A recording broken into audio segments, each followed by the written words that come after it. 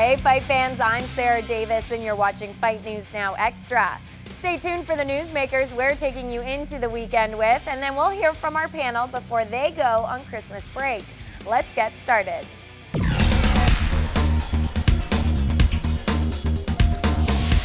Strikeforce's last card on January 12th suffers another blow after it was revealed that Jorge Masvidal has suffered an undisclosed injury and won't be able to compete against fellow lightweight Pat Healy. And Strikeforce officially announced that they will be closing their doors after their January event, which is headlined by Tarek Saffiedine and Nate Marquardt.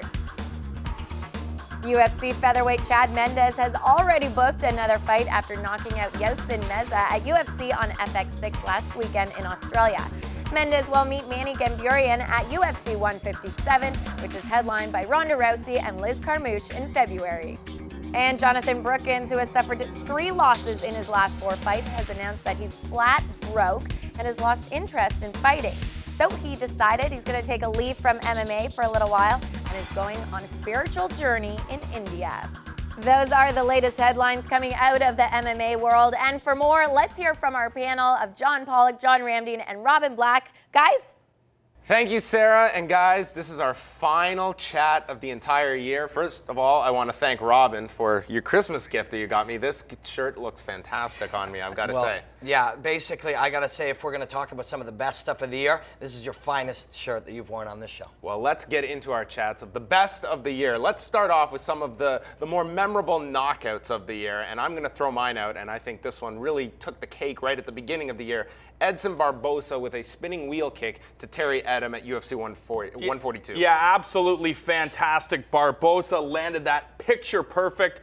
But I have to look at 2 teammates going head-to-head, I guess 2 former teammates, and Donald Cerrone and Melvin Guillard. We knew that these guys were going to bring it and probably deliver an explosive knockout, and Donald Cerrone proved that he is one of the most explosive stand-up fighters in the lightweight division. Both great examples. I'm going to go with the spinning wheel kick to the head as my favorite as well. And the reason that was so spectacular was because, for one, we never see it. And you start to add these types of finishes in where guys, are training to defend against punches. Guys are learning how to handle certain things. Well, you introduce something new. Difficult to do, but when you land it, it's spectacular. But there were so many good ones. So there was Eddie Wineland knocking out Jorgensen. There was, of course, Anthony Pettis knocking out Joe Lozon.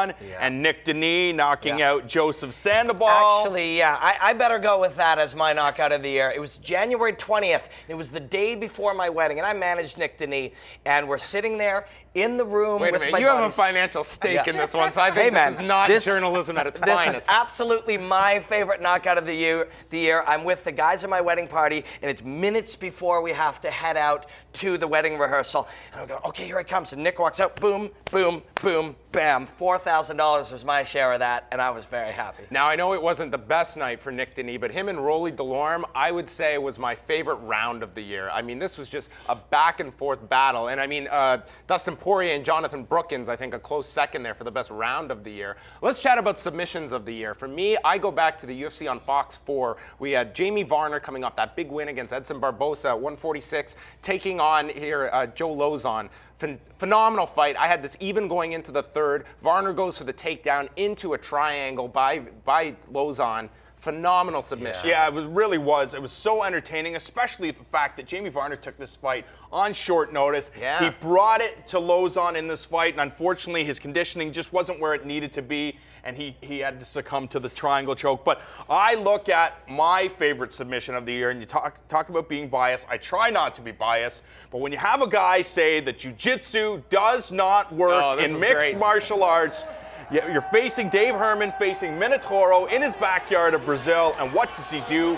He gets the submission and thrills the fans, thrilled us who were watching here at the station. I think that was the best submission because you had one guy who said it wasn't going to work, and the best a great storyline going into that Brazil fight. It was awesome. First of all, I think impartiality is overrated first. But, if you're calling somebody's fight, you got to be impartial. If you're doing commentary on something, you got to be impartial. If you're standing at a desk saying what your favorite is, if you like Minotauro, more power to you, brother.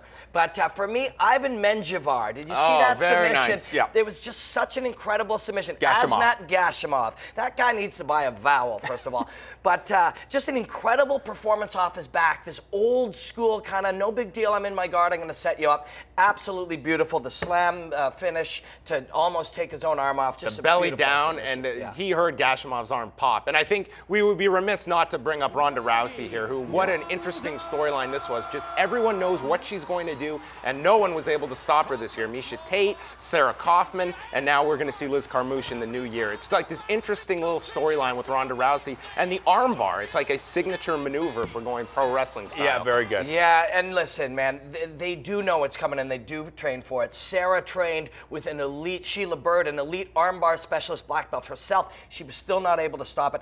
I wasn't a believer until that fight. I really wasn't. But we watched it in my living room with Ram Dean, and you just had this feeling there was this animal on the other side of the cage, and it didn't matter what you were going to do, she was going to get your arm and tear it off. It's very reminiscent of Mike Tyson in that commitment to finish. Scary. Also, check. we have to, Martin Kampman submitting Thiago Alves after getting beaten down. Nathan Diaz submitting Jim Miller, who is virtually unsubmittable. Yeah. Biting his tongue, though. Exactly. And Matt Wyman submitting the submission specialist in Paul Sass. So a great year of submissions. Let's quickly chat fight of the year because there were lots of them this year. I look at Dustin Poirier, Chan Sung Jung, but I defer back to my submission of the year with Joe Lozon and Jamie Varner on Fox. I just think the combination of the platform, the story, and just such a close fight, it just had everything in it if you were a mixed martial arts enthusiast. Yeah, absolutely. But for me, I have to look at kind of the guy that we looked at for years as one of the top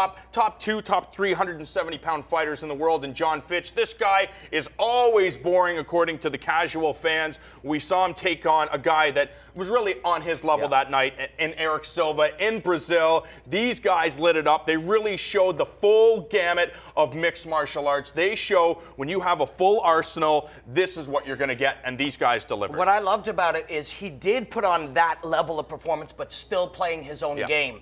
Playing his boring game, he put on an incredibly exciting fight. Great year for fighting overall. George St. Pierre and Carlos Condit, also one of the candidates for Fight of the Year. These guys definitely took it to each other, and both guys didn't come out of this fight unscathed. And we're not impartial.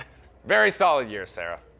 Thanks, guys. And don't forget, during the holidays, you can keep Fight Network with you everywhere you go.